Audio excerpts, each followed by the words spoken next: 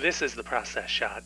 I'm Michael. I'm stuck in a haunted movie theater, and I've seen 964 Pinocchio, a Japanese cyberpunk movie from 1991 directed by Shozin Fukui. It's a wild ride following a cyborg pleasure slave whose memory has been wiped and is abandoned by its owners after it fails to perform.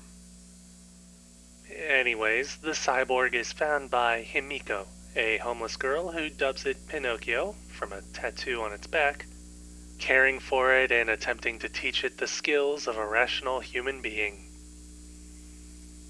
Meanwhile, the creator of Pinocchio learns of its dismissal and grows frustrated, knowing the threat to his business if it were discovered by the public. So he sends out some lackeys to go and find it, two of whom are rather reluctant and would rather just shirk the job entirely. Regardless, they and Himiko come to learn that Pinocchio is perhaps something more than either a man or machine, something which could cause madness upon sight or could harness superhuman capabilities. Both of these happen, by the way. That's about the most accurate synopsis I can make, because much of the movie is clouded in obscurity. You're effectively given a bare minimum of information with each scene and left to your own devices to figure out what exactly is going on. Granted, it doesn't entirely leave you helpless, with a good portion of the film setting time aside to develop the world and its characters and slow down the amount of information being passed along. I'd actually say the first act of the film is the most coherent, which isn't much of a bar to pass once it gets past that world building and into the much stranger parts of the story. As events become more chaotic and confusing, so does the presentation of the story itself, dragging things out at times or keeping other scenes completely vague, generally for the sake of the visual and editing style, but also for some shock value, which I would say is where things slow down the most. Funny enough, after these slower scenes, events come back around to a similar pace to the beginning of the film, so maybe the issue is just in the middle of the film, which does have a lot going on with relatively little payoff.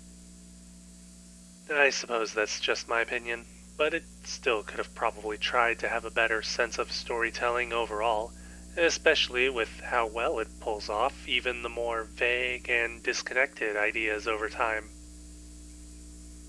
Again, this storytelling, or lack thereof, comes about more in service to the stylization of the film's imagery, and this movie has style in droves.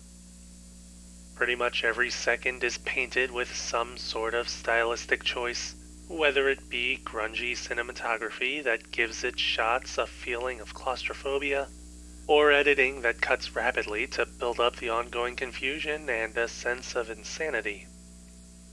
The film's use of lighting is a bit of a hurdle, since there are many scenes that are outright bathed in dark shadows and difficult to navigate, and it's these scenes in particular which are where the editing likes to experiment, which only makes things even more obtuse.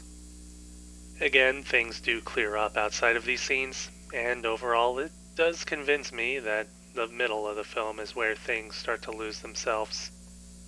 The story does actually have some interesting ideas and does its best to be the story that it wants to be, but the way that it's told is what keeps it from being more digestible, if that's the right word.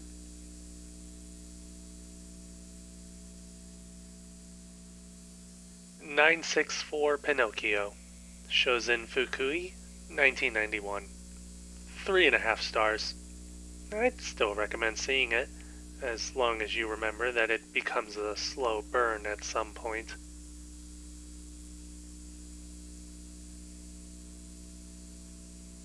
That's it for this review. If you liked it, leave a like. If you have something to add, leave a comment. Subscribe to the channel for more reviews. There really is an interesting story here. It definitely fits into the cyberpunk genre as well. All I wish is that they held back on some of the stylistic choices. Only some of them, though.